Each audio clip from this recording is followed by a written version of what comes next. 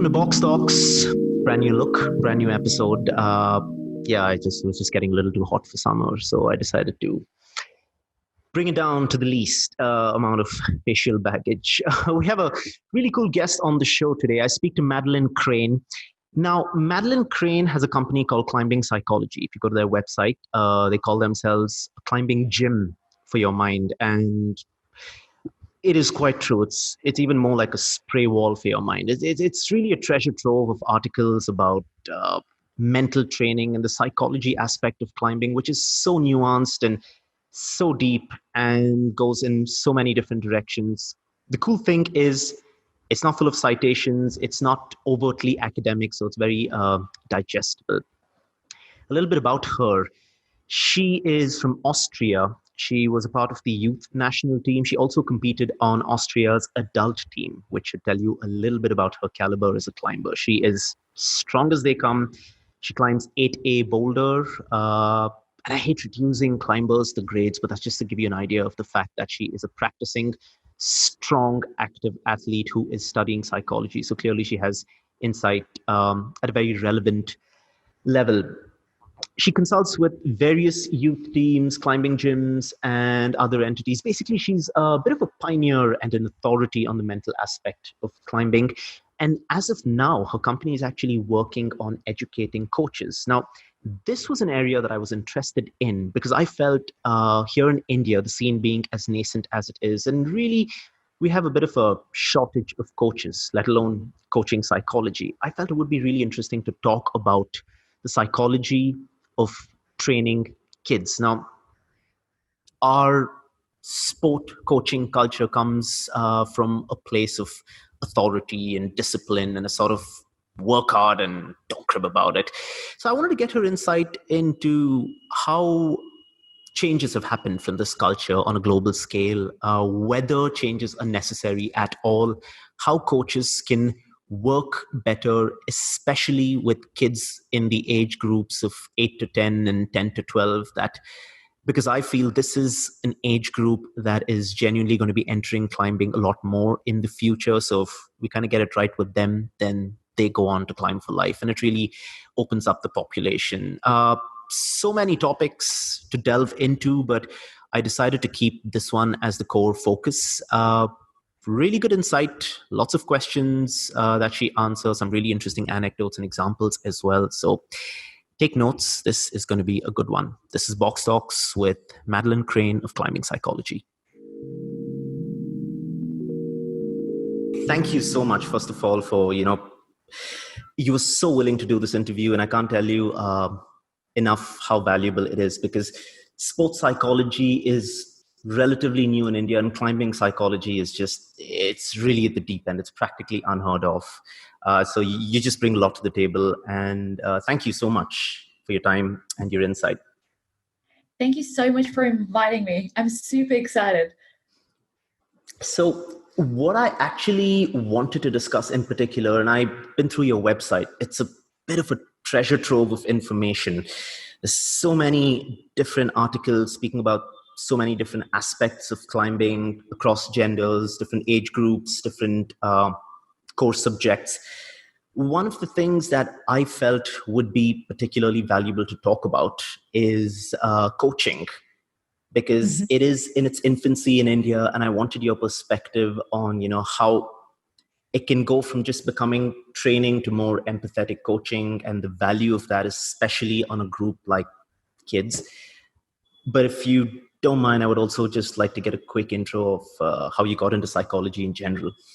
First of all, I'm really looking forward to talking about coaching because I absolutely agree with you. I think it's like such a valuable topic. And I think as a coach, you have such a big impact and you're such a role model. So if you're aware of this impact you have, you can actually change a lot and you can actually have a big impact on your athletes and support them in the best possible way, both physically and mentally. But yeah, before we get to this part, how did I get into psychology? I actually have to say that I got into psychology through climbing because I was competing myself during my whole youth period. And there was a time when I couldn't really perform so well anymore, and I felt really nervous. I constantly compared myself with others, and eventually at the age of 16, my parents introduced me to a sports psychologist, and I just actually really enjoyed what she was doing. And when I finished with school, I obviously had to make the decision, what am I going to do next? And um, I thought back of the experience in psychology, and what I absolutely loved about it is it's such a big field, and it's so fascinating. If you think about it, just what makes us human, what makes us human and differentiates us um, other from everything else is like that we can think, we communicate, we feel emotions, we experience things in a certain way. And that's at the basic what psychology is. So at the basic what psychology is, it is about our human behavior, experience, our emotions, our cognitions. So I just found that to be incredibly interesting. So yeah, so that's how I started. And once I was finished, I was creating a network of a board of advisors, and I did extracurriculars to become a sports psychologist. I had intervision, and then I decided, like, how can I combine my passion of climbing with the passion of psychology? And that's actually how climbing psychology, yeah, developed. That's how it started. It's such a unique niche that you've occupied. Before you got into it, were there others, at least in Austria, your home country, were there others specializing in climbing psychology, or was it something that was less academic and more learned by experience? That's a really interesting question. I was actually told to not go into sports psychology at all because I was told it doesn't make any money. And if I want to pay my bills, I should probably not become a sports psychologist at all. And so that's the first feedback I was given.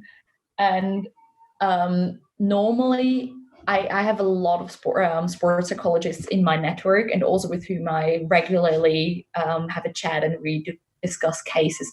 Most of them aren't actually specialized into a specific field. And even worldwide, there are only very few who are very specialized on like one specific sport. It's not that common, but I think it's like a huge opportunity because I do understand the psychology in climbing from a climber's perspective. I've even been coaching myself. Um, and on the other side, I only bring in the content from the psychology side. And when I'm working with athletes or even coaches, I understand their side, but I'm not actually taking over their expertise. So I'm not the expert in that moment for that coach. I always believe it's when I'm working with other people, like independently of whether they're now coaches or athletes, it's always two experts sitting next, like in front of each other. And that's like the other person for themselves, for being an athlete or for being a coach, and me from a psychology side. It's very interesting that it's reached this point because we've always known that. I mean, a lot has been said about the mental side of climbing, how mental fortitude is different. And in a competition, it's not necessarily the smartest, it's not necessarily the strongest climber, but the smartest one that wins. And even when you're kind of at your limit, when you're projecting hard, send anxiety. I get that. I get that a lot. Me A too. lot. When I know it's one thing if I'm trying something that's genuinely next level. I mean, there's a bit of freedom because I have this, what do I lose mentality. It's another if I'm trying something below my limit because I feel, I should be able to do this. That confidence can affect me the wrong way sometimes because you underestimate the difficulty and the level of effort you need to put in. But nonetheless, you do go in with confidence. But when something goes from being a possibility to being a real possibility, I mean, it actually can happen, then there's this added onus to make it happen because the ball is in your court and your court alone. So, and this has been the subject of climbing literature and talk for so long. Generations of climbers have spoken about this. So it's really nice. I just want to say, on behalf of the climbing field, even though you're not India, thank you for your interest in this subject matter, because reading your website, whatever it is, there's always a bit of information that we can process and gain from. But I wanted to get to talking about coaching, since you mentioned that. So let me give you a picture of what the old coaching values are with sport here in India and where we are, and then you can give me your opinion on that. Largely, it comes, and it is changing, but largely it comes from a discipline first, authority first. Don't crib, don't whine, work hard sort of attitude. Mm-hmm. And I've observed from reading your website and generally whatever information I've gathered that this isn't the way climbing coaching is going across the world, especially with kids. Can you give me your opinion on why this style of coaching isn't particularly favorable? Before I say whether this is like good or not, like if you're a coach, I want it might be worth asking yourself two questions. The one question is, what is your philosophy? What are your values and what is your goals? Because if you're a coach and you like really value discipline and success and just kids or youth athletes just following what you say, the question is, how do you communicate this with your athletes? So don't make it up to you for them to follow you, but communicate your values, your philosophy, your goals with them, because then they know what to expect. And if they're really fine with that, if they actually want to be in a field where discipline is really important, where they are just told what to do, and where authority plays a big role, and they actually like being led like that, then they would actually still come to your training group and they would still want to train with you.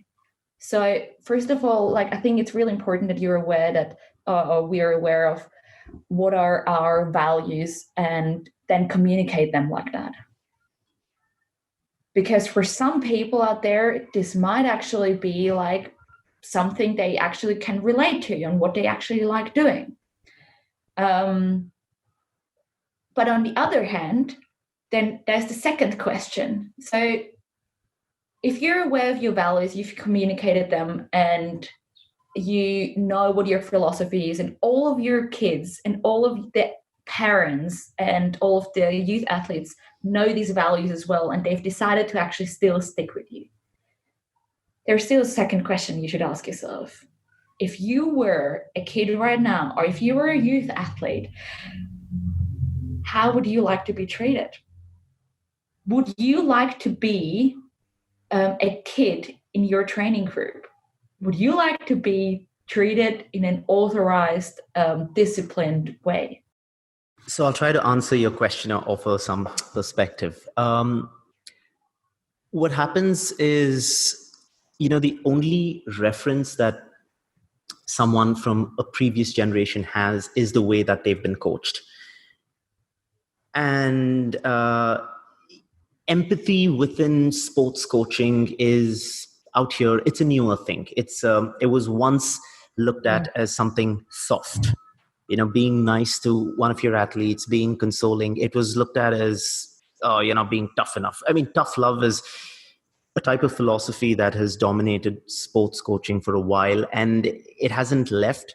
So at least here, that was, if that is your reference, oh yeah, I was coached like this, so why shouldn't you be? Then there is that disconnect when you have an athlete from a different generation who's looking for a different type of response, but on the other hand, you only know how to give one. How do you overcome that? That's a really interesting question. So what I mentioned before is, so if you start reflecting yourself and your own values, your own, like, how do you want to be treated, you can still think back, even if you're a different generation. And it's like, did you actually always enjoy the training? Did you actually have fun? Because we know that if climbers don't inherently enjoy training, being in the group, or even competing or climbing for fun, if they don't enjoy that, the dropout rate is incredibly high. And at the end of the day, it's always the question that you need to ask yourself. Yes, if you want to compete, discipline is incredibly important. But at the same time, if you overrule your athletes with setting goals for them, and if you tell them what to do constantly regardless of what their goals and their ambitions are, they are probably not inherently enjoying this because they don't have an opinion. They don't actually get to say what they want. So empathy is a little bit of, you can imagine this as the bridge between, like, these are my goals as a coach and these are my goals as an athlete. And empathy creates this connection. It's like, yes, my values, my goals as a coach is this, but what are yours? And so by taking the athlete seriously, being empathetic and trying to understand their ambitions, I think you can actually get a lot further, because it gives the athletes telling them that they're important too. Their goals matters, their opinion matters, they're taken seriously. And it's really interesting because I've been working with a lot of youth athletes. I've been working with a lot of kids athletes. Even I think my youngest athlete ever was 8 years old. And you would imagine that an 8-year-old is not able to be really self-reflective and know what she wants. And I was really surprised because working with her back then, she's older now, but when she was 8 years old, I was every single time so surprised that she knew so well what she wanted. She knew so well what she needed, and what actually helped her to be mentally stronger. And it was a really fun game working with her, because me letting her have this opinion and giving her a voice to speak out what she needed actually helped her to grow as an athlete. And I think that's really valuable for coaches to realize. These athletes, a lot of times, if you ask them and if you give them the voice, they know very well what they need. And if you let them talk about this, they can actually tell you how you can support them in the best possible way. And that's, again, where empathy creates this bridge between, like, a good and creates a good athlete-coach relationship, I believe. I want to go, you spoke about training an 8-year-old. So using that as an example, I want to go a little deeper into the positive effects, or just the effects in general of empathy when working with children, because adult athletes are one thing, and it's a little hard to exercise raw authority on them, or, just get them to discipline themselves and so on. But in your experience as a psychologist, what have you seen empathy achieve with kids? Can I quickly ask you, if you talk about kids athletes, are we talking about, let's say, like 6 to 10-year-olds or to 12-year-olds, or are we talking about youth athletes in their teens? I'd like to focus a little bit on 6 to 10 and 10 to 12, because I feel in the coming years, this is the age group of children that will be entering climbing in India. And I feel if their entry into it is done well, it becomes a life sport. Otherwise, it becomes a thing that they do and then they move out of it. Mm-hmm. I feel if we get this right, then you can get the upper stages right as well. It's really interesting because I believe there's a lot happening in this age group. And there is actually studies on this. It's actually made with parents, but I do believe it actually fits for coaches as well, that kids were asked why they believe their parents sent them to competitions. Maybe you want to have a guess. what do you think? Or like kids thinking why their parents, but this actually also probably is true for their coaches, send them to competitions. Oh, it's so hard. There's so many social and cultural aspects. Okay, I'll take a quick guess. Perhaps, generally speaking, distinction to prove that their kids are capable of something, that they're better than the playing field around them, and then perhaps that will in turn give them opportunities in the future. The kids think that. No, the parents. Okay, no. What do the kids think? Why their parents? So sorry, I probably the No, only no, one. no. Why the kids think? Because because their parents didn't get a chance to do this, and hence they would like to see live it out through their kids. Mm-hmm. It's really funny that you say this, because actually a lot of times this is true maybe for their parents, like fulfilling their own childhood dream. But kids believe the only reason why parents send them to competitions is to have fun.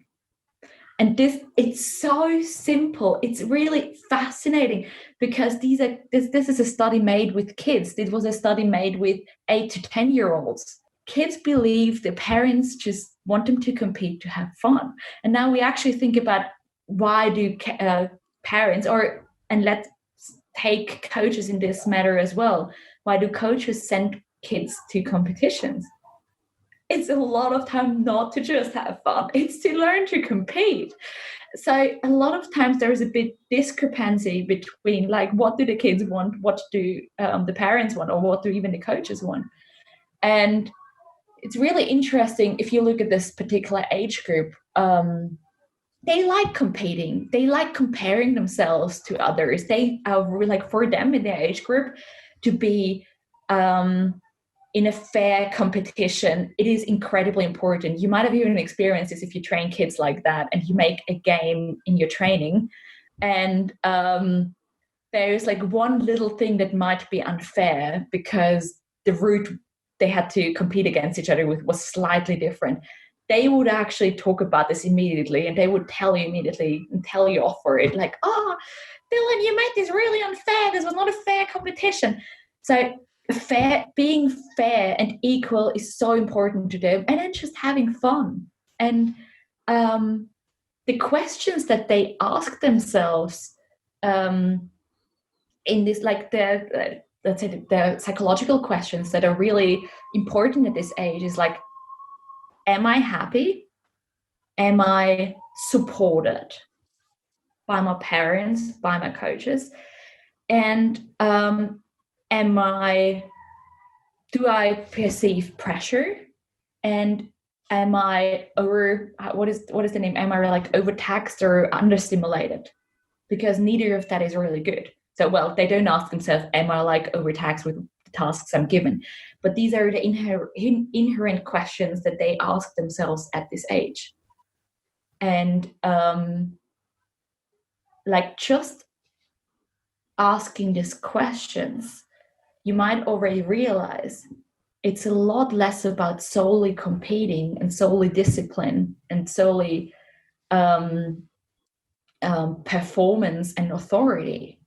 All of a sudden, if you know that if you try to better understand these kids and psychological what the needs are based on their age and how to develop, the focus all of a sudden shifts from like, how far do I really get with the authority and really being disciplined, to actually how much further would I potentially get if I actually am empathetic, if I was actually listening to them.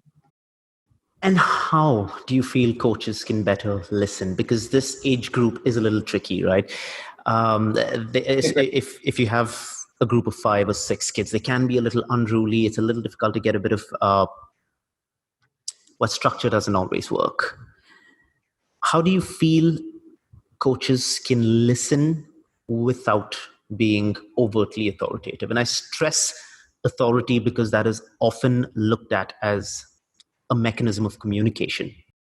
Mm-hmm. That's a really good question, because I personally wouldn't rule out, like, you can still be empathetic and disciplined. you can still be like, to hold this group together, like really in that moment, to a certain point, even authoritarian.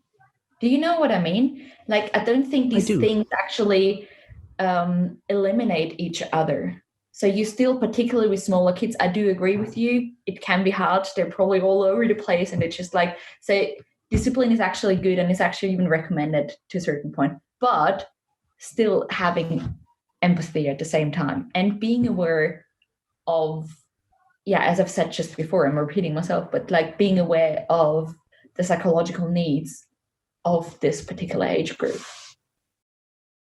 It's let's get into their psychological needs. If I'm looking at a 9-year-old, someone who's active, who's looking for a sport, and then they get into climbing, there is clearly a sense of competition. And I've seen this with kids as well. I've seen this in my 5-year-old. I mean, he competes with himself a lot. There's a lot of, I want to try and do better than I did in my previous attempt. But at the same time, in a group, there's a chance that you may have someone who isn't as outgoing or who isn't as competitive. How would you balance the two energies? That's a really good question. I do believe, for example, that, okay, I don't know whether I pronounce this the right way, but homogeneous, groups or training groups are actually important. So because if you have I would probably have to think about whether it already makes sense at the age of 9, 10, because a lot of times it's actually important to explore a lot, to playfully learn a lot of different things, and competition arises naturally and is naturally supported at this age group anyway. But the older you get, the more important these homogenic training groups become. So to differentiate between okay, this is the group that wants to train for competitions and wants to actively just work on a project, whatever this is, to get like strong outdoors, or as I've said, just being a competitor, versus climbing just for fun and not having these ambitions to be like just getting better all the time. And because it can be frustrating for both. If you're like in a training group and like, I just want to climb for fun and everyone else trains, it can be really frustrating for me. And eventually I'll probably also like fall back. I won't be as strong. So the natural social comparison that will happen will probably frustrate me as well at some point. Everyone else is stronger than me. They all train. They have different vibes. So it actually has an impact on me because I probably don't really feel comfortable in this group. And the other way, for example, if someone that wants to compete is in a group of recreational climbers and who just do it for fun, this person probably doesn't feel happy either, because like, oh, I should actually do this and this is on my training plan. No one really does it with me. Everyone else is just like, oh, let's just climb just for fun. And both of the things are near good or bad. The important thing is always like, what do I want to achieve in climbing? What's my goals? And where do I find where do I find this environment that actually suits my goals?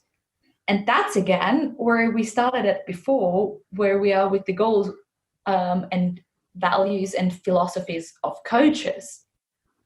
Because there are some coaches out there that actually want to be competition coaches and want athletes to get better.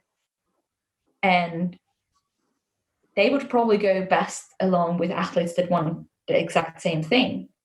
But if these coaches never communicate their values and their philosophy, and then they're training with a group of athletes that actually just want to climb for fun, both of them are going to go are probably going to be really frustrated at some point because they don't actually get what they want and what their goals are. Focus areas, essentially, what you're talking about. If you mix focus areas, one feels under-challenged and the other feels over-challenged, and it doesn't end up being a happy space. But let's take a group where you have, let's just say, 6 or 7 kids, and they're all training for competitions. And dealing with comparisons, I think that at some point in adults and kids, it becomes the hardest thing to do. There are kids who feed off being better and they get a high off it, and that gives them the sort of energy to push harder and harder.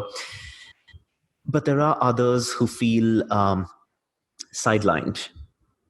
And as a coach, sideline meaning they feel like they feel not worthy. Oh, I'm not worth it. I'm never going to get as good as him.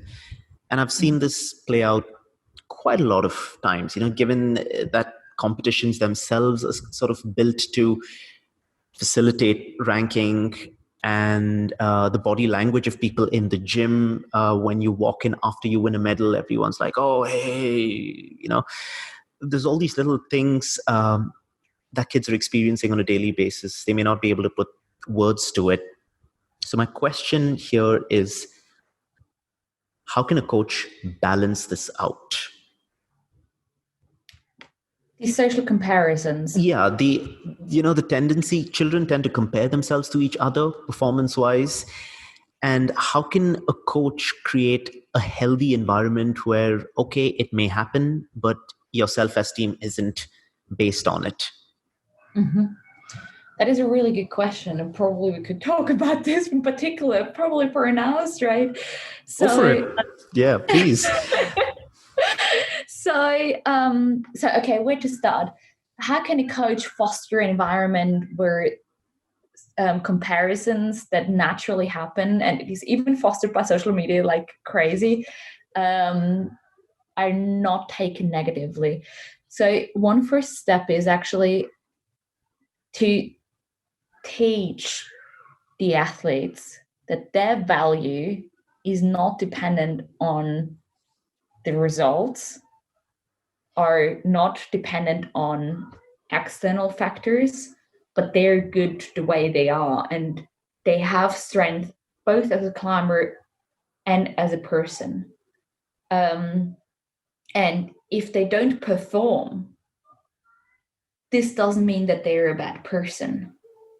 So I find it incredibly important to communicate that we all have our different strengths. We all have our and just because we don't do well in comparison to others, it doesn't make us less valuable. There's actually one funny exercise actually that just comes to my mind. I don't know whether it fits in like 100%, but to give you the idea of like that our value doesn't change even in comparison to others. You can try this with the athletes. I don't have a 100 euro note lying around right now, and I don't actually know what you pay in India with rupees. Oh, I should have actually known that. Yeah. But okay, just convert that. Like 100 euros is quite a lot of money. It's not so like it's not. Yeah, it always depends. It's a lot or not. But just imagine I was holding. I have this piece of paper. This was like 100 euros right now, and if I was just like, I gave it to you, would you take it? I just like, there is no condition on that. I just would give it to you like that. You gotta say yes. Now I feel put in a spot. Would I say yes? It depends, because I would always think I would be apprehensive. That's my honest answer. I would try to ask you a question as to why you're giving it to me, or what I've done to deserve it. Something like that. Okay. But like if it was like 100 years, like you would still believe that's like a lot of money, it's fine, and the value of this is like really good. Okay, what about if I actually took this 100 euro now? This is the value of it. Would you still want it? It's still 100 euros right there. It's just like it's crumpled up. Yeah. Crumpled up. You still want it. Okay. I don't just like leave it like that. I'll take this fictive 100 years and I just throw it in the mud and I stand on it. Would you still want it? Are you asking me to answer? Would you still like consider it worth 100 years? Nothing has changed. It's just crumpled up and it's just like a bit dirty, which you can probably wash off. If I'm to give you an honest answer here, the crumpling and the dirt and the mud doesn't bother me. But again, I wouldn't reach out for money just like that. For example, if it's a pair of climbing shoes or if it's a cool T-shirt or something like that, I'm giving you an honest answer. If it's dirty, if it's crumpled up, I would still be like, yeah. I still like the print on that. I still like it. I'd take it. Perfect. I just took it with money because it's like really easy. It says a number on there and we see like the value. But you actually just gave me the answer. Like you would still consider it worth 100 years. And that is actually like if you transfer that metaphor, like our value doesn't decrease or isn't different, whether we do well, whether we compare ourselves, and whether we might fail. You know what I mean?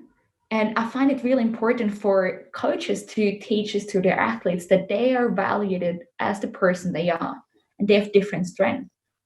We have actually, to give you an example, we have, I'm working with a youth team, sports psychologically, in climbing.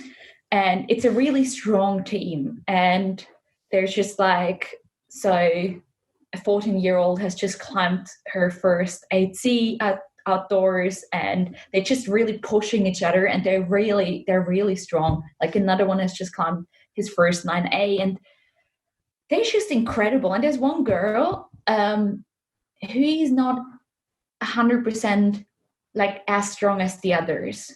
I think she's incredibly important for the community of the climbing, but she always feels like she's worth less. And she always feels like, like this lack of confidence, like, I don't really fit in. Everyone is stronger than me. And she often like pulls herself or withdraws herself and doesn't feel comfortable in the team. And of course, also the coach has started talking to me about it. And and her issues is exactly the one that you've just explained before, through the constant social comparison. She's actually started like believing that she's like, oh, I'm not such a good climber. I don't really fit in. And what I worked on with her was exactly like realizing what is her worth, like, and realizing like even if she's not maybe as strong as the others, she still brings a lot of value to the team and it doesn't actually change her joy of climbing. And so we tried to refocus on not what her, how do I say, like what she's not as good as, but focusing on what is she actually good at. And this is again something that coaches can do to not foster this comparison, but give feedback, give particular, also like in such cases like positive feedback to reinforce their strengths, what they're good at, that you still appreciate them as a climber and as a person, as a part of the team.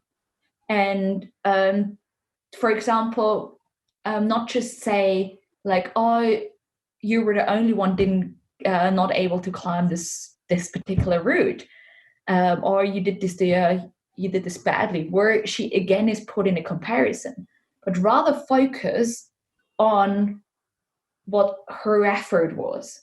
And if you get away from, as a coach then, in such situations, if you get away from end results, but rather appreciate the effort put in, you can actually create a climate like that where the end result doesn't matter and where social comparisons don't matter, because athletes learn that they are appreciated for who they are and for what effort they put in, and not just like whether they finally send an 8C at the age of 14 or not. There's so much of comparison already happening in society, right?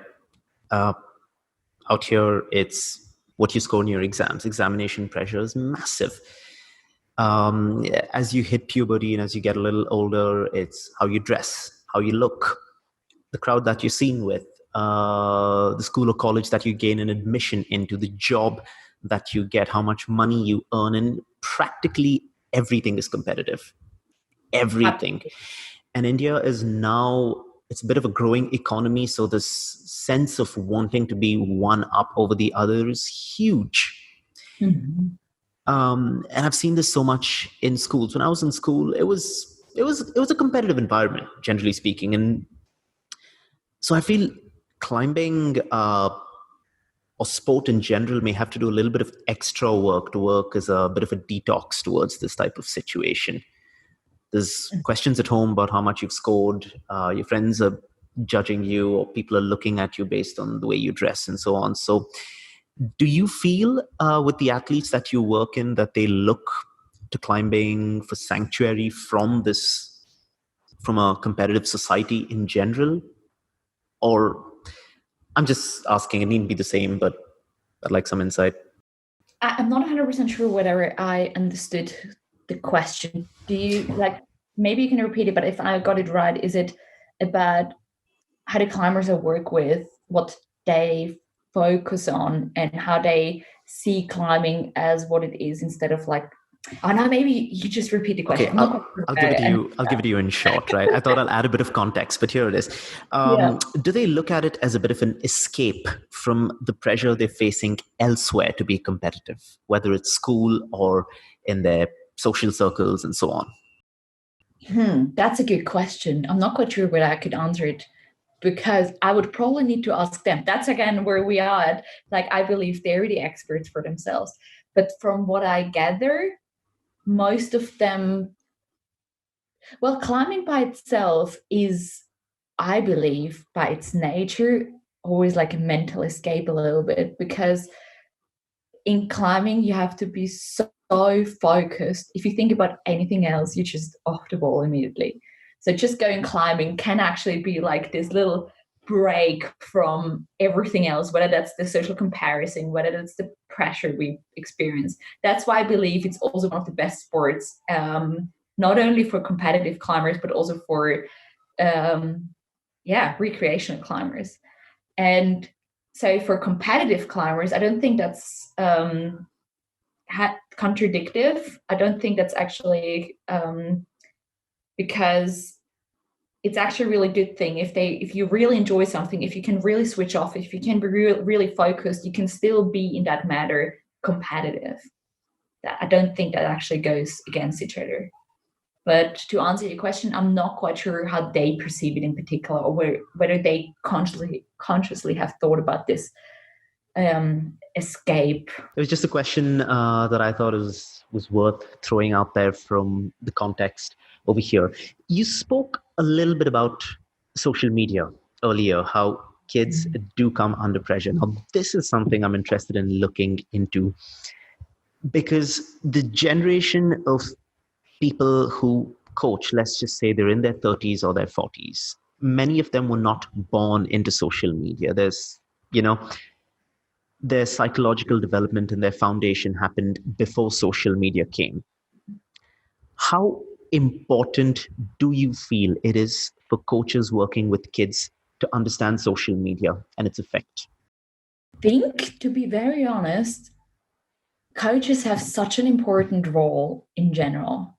And our world is always developing in so fast. So I think it doesn't matter what job we do, we always have to educate ourselves on the current issues. And this means as a coach to also maybe educate themselves, as mentioned before, about the psychological needs. If you have so far only focused on the physical needs of kids and youth climbers, this means educating yourself as a coach about the current struggles by society or social media that is impacting athletes. Because, as you said yourself, social media is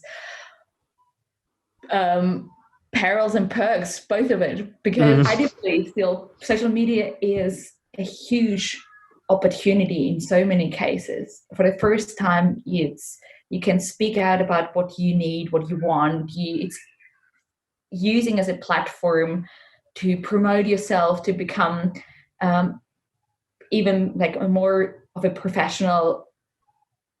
It's actually a really good opportunity. But at the same time, there's also like the perils coming with it, the disadvantages like cyberbullying or just this constant comparison, constantly, particularly Instagram.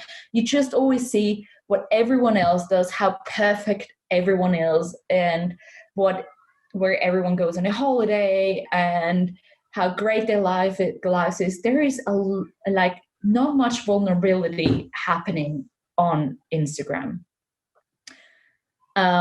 So I do believe that coaches need to be aware of the perks and perils both. But at the same time, I also want to focus on saying like there's so much you can do and not do as a coach. It's a huge responsibility, and it like the challenges you have to face as a coach, they're like really big as well. So it's really important to always like remind yourself, okay, what is actually in your control? What can you actually change? What can you influence? And what is potentially out of your influence? You can have a talk about social media. You can actually be aware of the perks and perils. You can actually have an open discussion about it and maybe pass your knowledge on to your athletes. But at the end of the day, this is not in your control how they deal with it. And independently of what we talked about today, I always find it important to, I think one of the most important skills you have as a coach is being self-reflective. That's also, by the way, I think the most important psychological skills for athletes. But if we talk about coaches, it's so important that you know what you can change, what you can impact, what your role is, what you can control and influence, and what you can't control and what you can't influence. Because this causes a lot of stress. If you as a coach just always focus on something that you actually cannot change anyway because it's out of your control. The reason I asked that was it's sometimes easy to look at a 12 or a 13-year-old getting incredibly upset and having their entire session derailed over a single Instagram post or a story. They look at it and they just feel like, oh, and it completely upsets them. And it's kind of easy to go into this headspace of, oh, I don't know why Instagram affects this generation so much, particularly because your generation has not had to deal with it. And I was asking, how or why it's important for a coach to put themselves into their athletes' shoes and be like, I may not have had to deal with this, but this impacts them. So let me not judge whether this is trivial or whether my generation had it better, but let me just first try to focus on what that is doing to them as a person. This is really important. So that's one thing. I do believe coaches should educate themselves on social media because it's just here and everywhere. I also believe that like educating, for example, athletes themselves, like organizing maybe like a workshop where the athletes learn about social media and talk about it openly. But like this example you've just talked about just now is really important because here we are again with empathy. Empathy doesn't mean that you have experienced this particular situation yourself, but just understanding that someone else's emotions are actually valuable and valid. So this empathy means that there's this saying like, I feel you. It's like, I understand your feeling. It's okay that you're feeling like this. This can be really upsetting. Do you want to talk about it? Do you want to tell me more about it? And not just push their emotions away. So empathy is actually in that case incredibly important because a lot of times like uncomfortable emotions are by both athletes and coaches just pushed away. It's like, you're not allowed, like, or you're not allowed to feel like this. This is really like disrupting the training right now. Like, just like focus and come back to training. And as an athlete, from this perspective, like, oh, I'm not allowed to talk about this right now. It's really bothering me. I'm like, whatever, frustrated or really anxious. I feel incredibly ashamed because someone said something really bad about me on social media, but I'm not allowed to feel this. So they try to push it away. And from both perspectives, pushing emotions away is never really healthy because they will come back eventually, like bigger and even more intense. But what I always try to teach also my athletes is emotions are not negative, like necessarily bad. And I think you should actually understand this both as an athlete and as a coach. So, because emotions are actually communicators, they try to tell us something. And if we, for example, are empathetic and tell athletes that they are allowed to feel the way they feel, they can talk about it. And maybe they can just ask them, okay, what's this emotion trying to tell you? Like, what would help you right now? What would you like to talk about right now? It's like, how do you feel if you could just like let off some steam right now? If you just like really empathetic and ask such open questions to your athletes, you doing the opposite. You're not pushing these emotions away, but you just actually valuing them plus the person. And I can guarantee you that these athletes would actually feel a lot better, both about themselves and about the situation. So I feel like, to be honest, about this topic of how to be more empathetic and how to be more like understanding the emotions of your athletes, we could probably talk about this a lot longer as well. And I don't know whether it fits at this point, but I'm actually planning coach educational classes for coaches where I address specific topics, just as like emotional contagion, how to better deal emotionally, and actually how to better coach youth athletes as a coach. Because why I think it's so important that we talked about this today is, I like, as a coach, you see your athletes all of the time, so much more regularly a lot of times than a sports psychology does. So if a coach is actually equipped with the knowledge and some mental tools how to better mentally support their athletes, I believe you could achieve, or we could all together achieve, so much more. So yeah, if you're interested, I'm currently planning on launching this coach education classes. I don't know, maybe this is interested from some coaches as well, because I think I put some both theoretical knowledge plus like the practical knowledge I've gained over the past year, so examples and athletes I've been dealing with into this course. So sorry for this little advertisement. No, not at all. It was really it's one of the things I saw on your website that I consider super interesting, because I feel, especially in climbing, it's seen this graduation of people going from being seniors and mentors to trainers to coaches, and coaches occupy a more wholesome role, and especially as regards the group that we're talking about, kids, the young, they're vulnerable. This is the kind of stuff that is immensely valuable. So please, no apologies needed for the ad. Oh, thank you so much. But since you spoke about creating an environment where it's easy to share, and you put the ball in your athlete's court and ask them, okay, what do you want to talk about? Do you want to let some steam off? When they just hit puberty, 12, 13, whatever, they start coming into romantic feelings, they start coming into sexual maturity, and this can be a really delicate time period, which the effects of which you do see even in the way they engage with the sport. So my question here is, how important is it for a coach to be there and create an environment where, it's okay for a young girl to talk about a boy she likes or to talk about a boyfriend, because this often becomes this kind of taboo subject, um, where these kids have nowhere to go to hear a supportive voice, and they're kind of negotiating this part of their lives all by themselves. Do you think it's important? And if so, how should a coach be going about this, providing support in this direction? That's a really interesting question. I absolutely think it's important. It's actually, from my experience as a coach, particularly if you train girls, they already get the more empathy is needed. And you just said yourself, the needs are actually changing.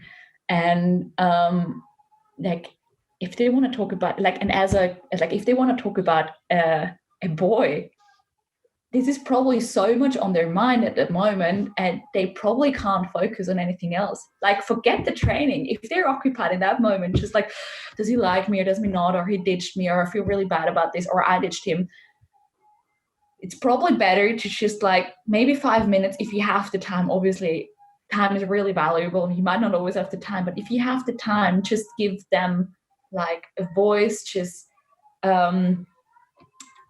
listen to them and let them talk about it.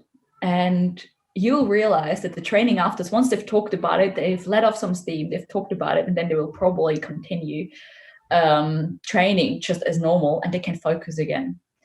At this point, I would say that like the older athletes get, so if like as a kid, for kids, parents and siblings and friends are the most important reference people. The coach doesn't play such an important role.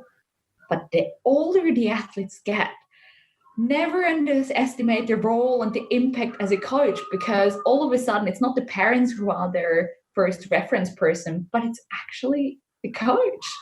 So never underestimate the impact that you have. You serve as a role model right there, particularly for youth athletes who, as you just said, you have different questions and needs, and you developing your own identity. So you don't want to be connected to anything from childhood, but you still want to have role models.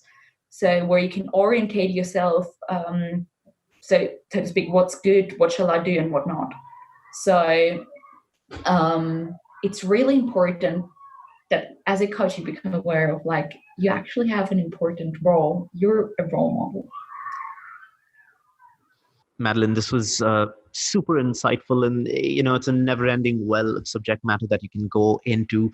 But I will leave you with the topic that I had in mind, so you can think about it, and maybe we can connect for another chat, which is the dynamic that coaches need to maintain with the parents of the athlete. So really interesting. Yeah, let's try and do part 2 on that. But thank you so much for your time. I deeply appreciate it. Thank you so much for having me and for this like really fascinating conversation of all the input and all the practical examples you've given. It made it really joyful for me as well. All right. Bye-bye.